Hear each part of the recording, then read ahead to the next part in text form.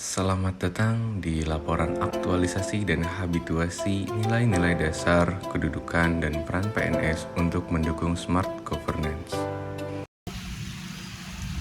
Assalamualaikum warahmatullahi wabarakatuh. Perkenalkan, nama saya Teguh Handrianto dari Dinas Pekerjaan Umum dan Penataan Ruang Kabupaten Cilacap. Saya merupakan peserta pelatihan dasar CPNS tahun 2023 Angkatan 8 dari Kabupaten Cilacap. Pada kesempatan ini, saya akan menyampaikan hasil aktualisasi dan habituasi saya yang berjudul pembuatan aplikasi Android elektronik pemeriksaan kerusakan bangunan gedung negara untuk optimalisasi pelaksanaan survei pemeriksaan kerusakan bangunan gedung negara pada Dinas Pekerjaan Umum dan Penataan Ruang Kabupaten Cilacap. Selamat menyaksikan. Dinas Pekerjaan Umum dan Penataan Ruang Kabupaten Cilacap terletak di Jalan MT Haryono nomor 167 Lomanis, Kecamatan Cilacap Selatan. Dinas Pekerjaan Umum dan Penataan Ruang merupakan unsur pelaksana pemerintahan di bidang pekerjaan umum dan penataan ruang, sub urusan bangunan gedung, penataan bangunan dan lingkungannya, jalan, jasa konstruksi, dan penataan ruang yang menjadi kewenangan di daerah Kabupaten Cilacap. Dalam laporan ini, gagasan pemecahan isu rangkaian kegiatan aktualisasi saya terdiri dari 5 kegiatan. Untuk kegiatan pertama yang saya lakukan adalah pembuatan aplikasi elektronik pemeriksaan kerusakan bangunan gedung negara atau EPBGN.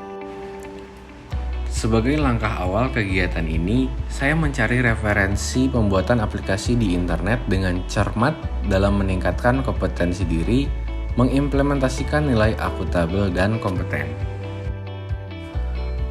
Kemudian tahapan yang kedua yaitu membuat draft pertanyaan terstruktur, mengimplementasikan nilai berakhlak, loyal, dan berorientasi pelayanan.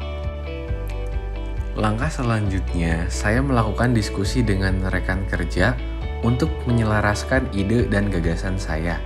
Sebagai bentuk, mengimplementasikan nilai berakhlak, kolaboratif, dan harmonis. Kemudian pada tahapan keempat, saya melakukan konsultasi dengan mentor untuk mendapatkan bimbingan dan saran dari beliau. Sebagai bentuk implementasi nilai berakhlak, adaptif, berorientasi pelayanan, dan harmonis.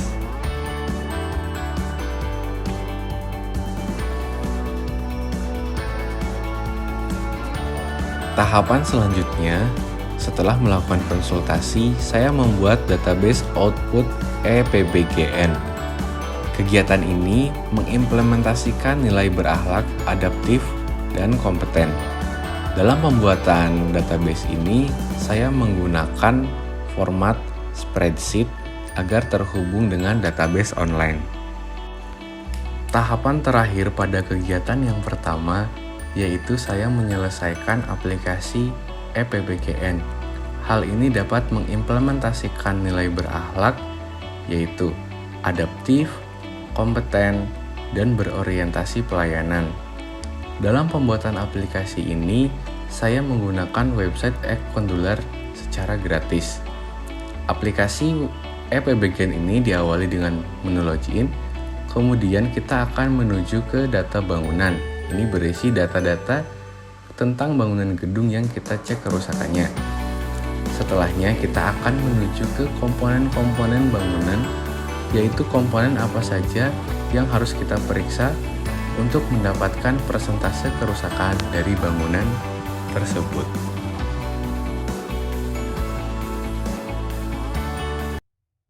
Kegiatan kedua yaitu pembuatan e-book pedoman pelaksanaan survei kerusakan bangunan gedung negara. Adapun tahapan pertama yaitu mencari referensi desain e-book di internet. Hal ini dapat mengimplementasikan nilai berakhlak, akuntabel, dan komponen. Kemudian, tahapan selanjutnya yaitu membuat list rangkuman kebijakan yang akan ditampilkan dalam e-book. Hal ini mengimplementasikan nilai berakhlak, akuntabel, dan kompeten. Kemudian, saya melaksanakan tahapan konsultasi dengan mentor untuk mendapatkan saran dan masukan dari beliau. Hal ini mengimplementasikan nilai berakhlak, loyal, dan berorientasi pelayanan. Adapun tahapan keempat pada kegiatan kedua ini yaitu menyelesaikan buku pedoman survei pemeriksaan kerusakan bangunan gedung negara. Hal ini dapat mengimplementasikan nilai berakhlak adaptif, kompeten, dan berorientasi pelayanan. Buku pedoman ini berisi mengenai pengertian tentang bangunan gedung, perawatan, dan bagaimana cara kita memeriksa kerusakan bangunan gedung negara tersebut. Kemudian menginputnya ke dalam database EPBGN dan secara otomatis dapat muncul anggaran biaya dalam form analisis kebutuhan biaya perawatan bangunan gedung negara. Kegiatan ketiga. Pada kegiatan ketiga ini, saya melaksanakan sosialisasi hasil pembuatan buku pedoman survei dan aplikasi EPBGN. Adapun tahap pertama pada kegiatan ini yaitu saya menentukan materi, target, media, dan jadwal sosialisasi.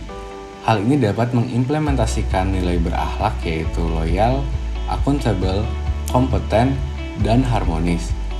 Kemudian, saya melaksanakan konsultasi dengan mentor untuk menentukan media sosialisasi dan jadwal sosialisasi. Hal ini dapat mengimplementasikan nilai berakhlak adaptif, berorientasi pelayanan, dan harmonis. Pada tahap yang ketiga, saya memaparkan hasil aplikasi Android EPBGN dan buku pedoman yang saya buat. Hal ini dapat mengimplementasikan nilai berakhlak yaitu loyal, akuntabel, dan berorientasi pelayanan. Kegiatan keempat. Kegiatan keempat adalah melakukan uji coba penerapan aplikasi EPBGN dalam survei pemeriksaan tingkat kerusakan bangunan gedung. Adapun tahap pertama, saya menginventarisasi data permohonan pengecekan tingkat kerusakan. Hal ini dapat mengimplementasikan nilai berakhlak, kompeten, dan loyal. Kemudian, untuk tahapan kedua, saya menyusun jadwal uji coba survei pengecekan tingkat kerusakan bangunan gedung agar sesuai dengan rekan kerja saya. Hal ini mengimplementasikan nilai akuntabel dan adaptif.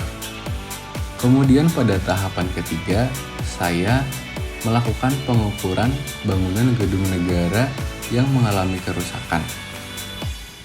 Hal ini dapat mengimplementasikan nilai berakhlak, akuntabel, dan kompeten. Untuk kegiatan uji coba yang pertama, saya melaksanakannya di gedung Kelurahan Karangtalun. Dan yang kedua, saya melaksanakannya di Badan Kesatuan Bangsa dan Politik.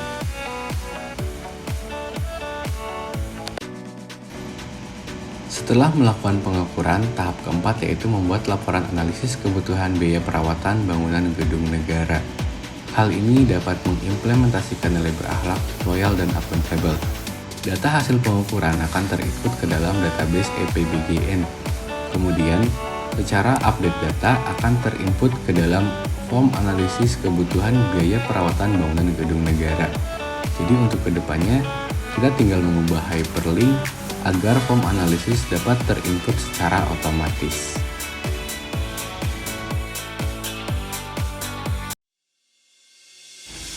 Kegiatan kelima. Kegiatan kelima yaitu melaksanakan evaluasi dan monitoring hasil dari uji coba pemanfaatan aplikasi Android EPBGN. Pada tahapan pertama, saya menyiapkan draft instrumen evaluasi dan monitoring. Hal ini dapat mengimplementasikan nilai berakhlak yaitu loyal dan berorientasi pelayanan. Kemudian pada tahap kedua, saya melakukan konsultasi dengan mentor untuk mendapatkan saran dan masukan dari mentor mengenai aplikasi EPBGN. Hal ini dapat mengimplementasikan nilai berakhlak adaptif, berorientasi pelayanan, dan harmonis. Kemudian pada tahap selanjutnya, yang ketiga yaitu membuat instrumen evaluasi dan monitoring dalam bentuk Google Form. Hal ini dapat mengimplementasikan nilai berakhlak, loyal, dan berorientasi pelayanan. Kemudian, pada tahap yang terakhir yaitu menyusun laporan evaluasi dan monitoring. Hal ini dapat mengimplementasikan nilai berakhlak, adaptif, dan kompeten.